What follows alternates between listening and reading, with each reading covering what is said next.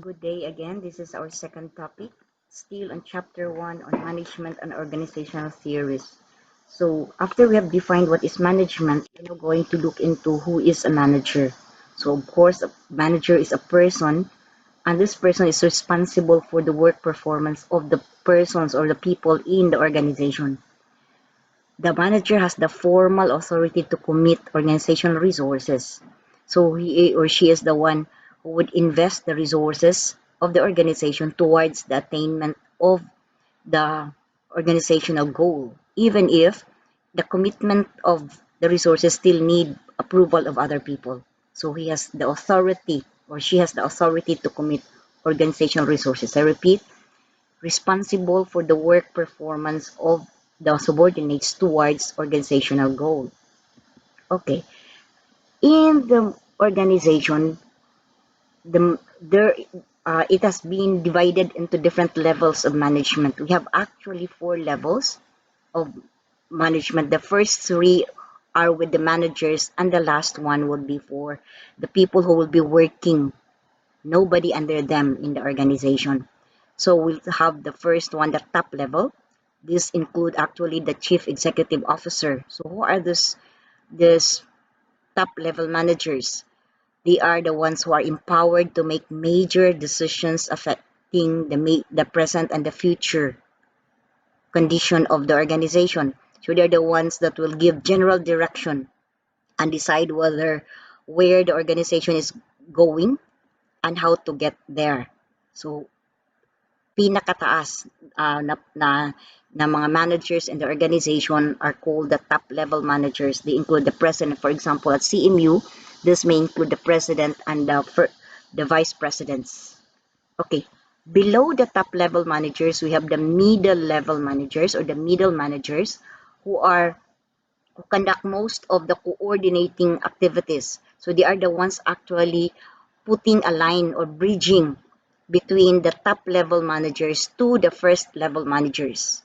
So they are more into the processing and dissemination of information from from the top level to the first level managers. So at CMU, we could put the deans of the different colleges as middle level managers.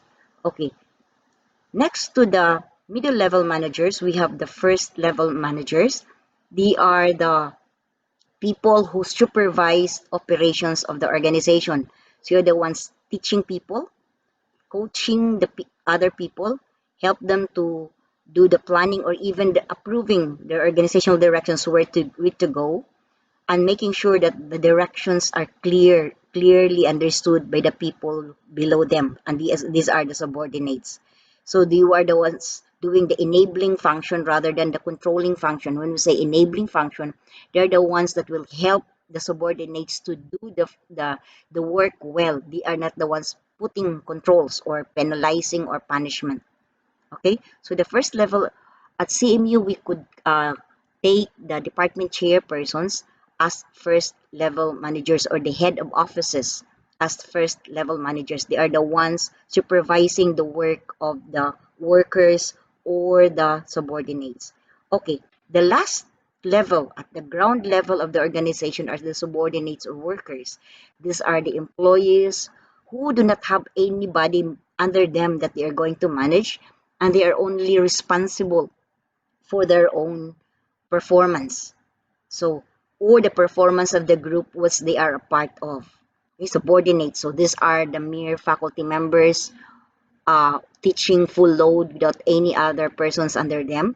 Or this could be the staff working in our offices or in the fields. Subordinates. So these are the different levels. So we have the top level, the middle level connecting the top level and the first level, and the first level handling the subordinates and workers who are directly working for the goals of the organization. Okay, types of managers. Types of managers, there are different types of managers. So first is we have the line and staff managers. When we say line and staff managers, this would determine how closely their activities of these managers tied up to the primary purpose of the organization. So that The line managers are responsible for people involved with the primary purpose of the organization or primary output of the organization. For example, CMU. There are three main mandates of CMU: instruction, research, and extension. Those uh, heads of offices directly connected towards this, the realization of these mandates or the operation of these mandates are called line managers. So all deans, uh, vice presidents, as well as the research directors and the extension directors are line managers because they are responsible for the attainment of the main mandate of CMU. So they are called line managers. On the other hand, the staff managers will be the ones who give advice or provide services so that the line managers will be able to function well towards the production of the main output of the organization or of CMU. So staff managers could be the accountants, even the registrar, or the janitorial, the general services that will help in uh, the attainment of the main output of the organization done by the line managers. Okay? So the line managers are directly towards the attainment of the major output of the organization. The staff managers are the ones giving advice to the line managers. Okay. Another type of manager is the functional manager and the general manager. Okay, functional managers are those who are aligned with, supervise the work, engage in specialized activities. For example, they have their specific work in per unit. For example, all of the colleges in the university are actually head, or the deans are functional managers. Why? Because they are very specific to a particular field. For example, the dean of the College of Agriculture, the dean of the College of Engineering, Education, Human Ecology. They are very much specialized to that particular field of specialization. So they are functional managers. On the other hand, general managers are of, they have different functions. They are not working for a particular function only, but they are performing a variety of functions. And CEO, the chief executive officers, presidents are general managers because they are not, the university president will not only be looking at research, but also looking at instruction, extension, even production component of the university. Similarly to presidents of organizations and general managers of business companies, they are looking at all of the aspects of the organization. So they are called general managers. Functional managers when they're only looking at a specific function. Accountant, so more into accounting, or our food services, the canteens, they are looking in only on food preparation, on food uh, production of food. So these are highly functional managers. So general and functional managers. Next one, we have also another type of manager are administrators and entrepreneurs. Okay, administrators are managers who work in public and non-profit organization. They are not in business firms. On the other hand, entrepreneurs are people who are managing their own enterprise. So they are more into profit organizations. Okay, they contribute innovative thinking to society, and they are not even starting small businesses. They are having big businesses. So the major difference between an administrator or the entrepreneur is more on the profit. So non-profit organizations for administrator, and then profit uh, profit for the entrepreneurs. Okay, what is an organization? An organization is a group of two or more people working together. Take note, two or more people working together as agreed to attain a set of goals. So they are you. It is not an organization if there is only one person. It should be two or more people working together. And it is a setting when there are two or more people working together where manager could practice management. Take note, there is no opportunity to practice management when there is only one person involved. Okay, this is the next topic.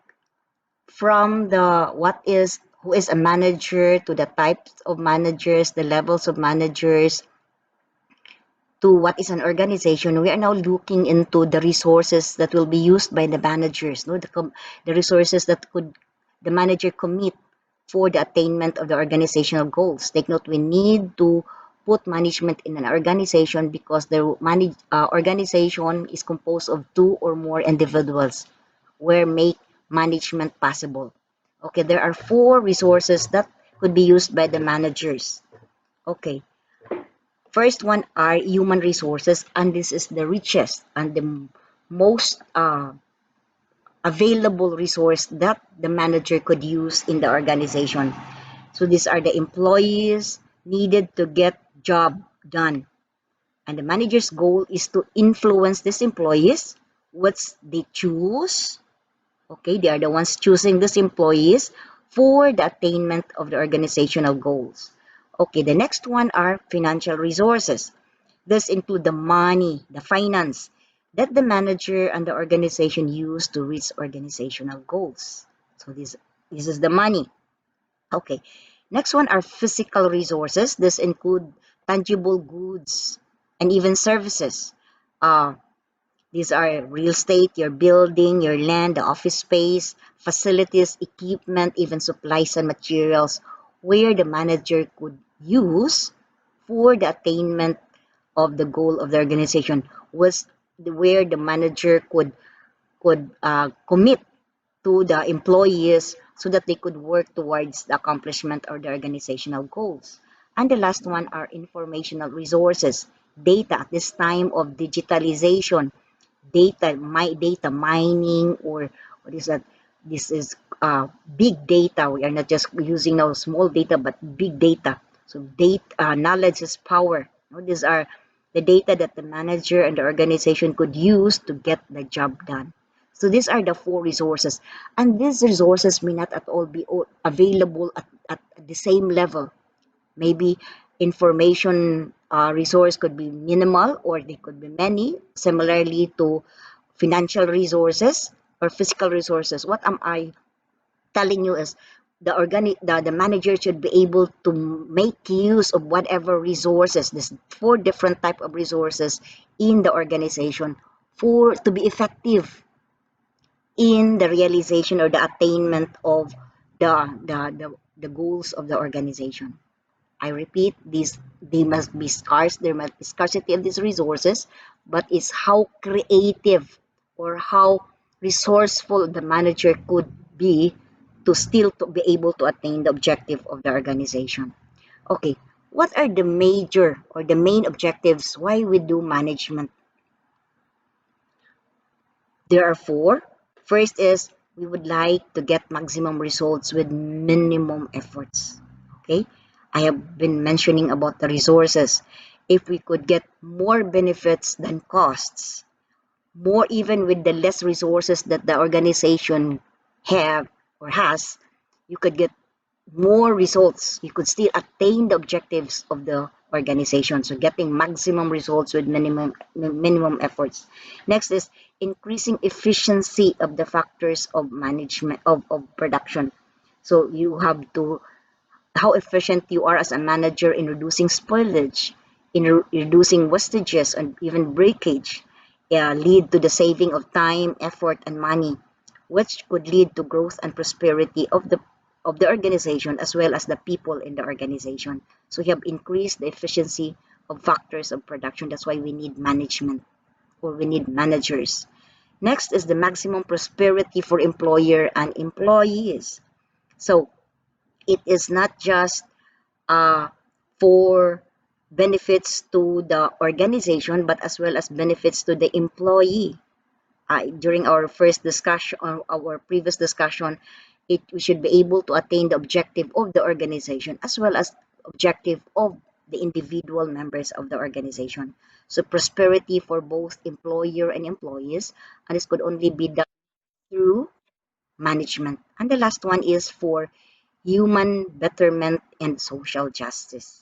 So for the improvement of humanity and to be fair, no social justice, to have better standards of living and justice through uniform policies.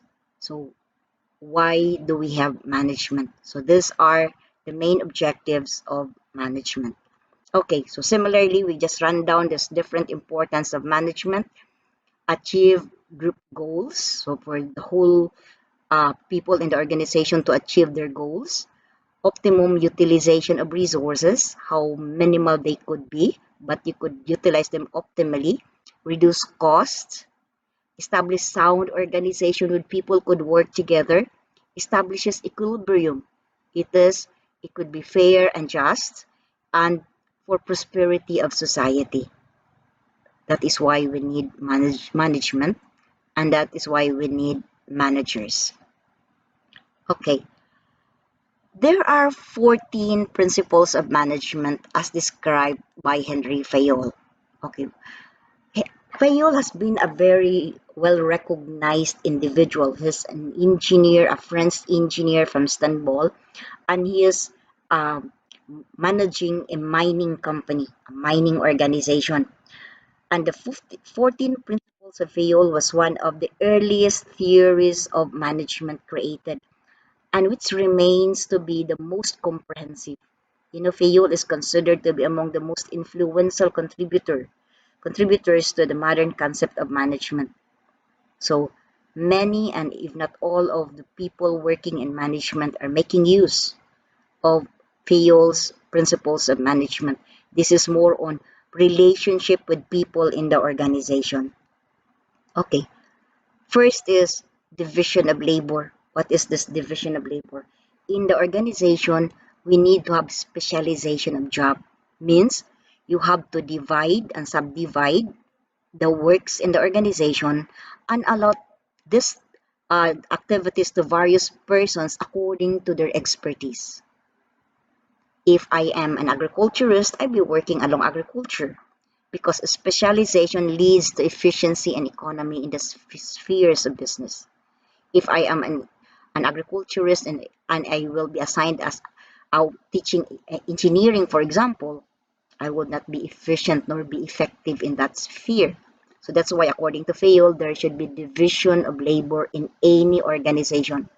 Okay, I have here one uh, figure illustration for this is an example of and where there's specialization electronics division. They belong to one whole organization. We have the chief executive officer in there.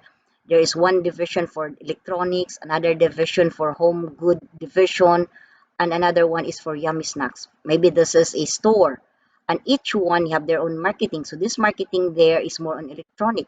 Similarly, the marketing here is for home goods, and the marketing here is for yummy snacks. They will be working along their own field of specialization. Okay, next element of the FIOL's management elements is the party of authority and responsibility. So managers must have the authority to give orders, but they must have also to keep in mind that with authority comes responsibility. Take note as being stated in here, if authority is given to a person, he should be made responsible. Actually, there are three in this under this one. There are three uh what is that points by which a manager could delegate. You could give to your subordinate in the first level manager, for example, to assign to a manager to a subordinate. First is assigned responsibility. Responsibility is a task, trabaho. So you could assign responsibility. However, if there is no authority, there is no power to decide about the responsibility, it could make you not very effective. So then you are going to grant authority. That is the decision related to the responsibility.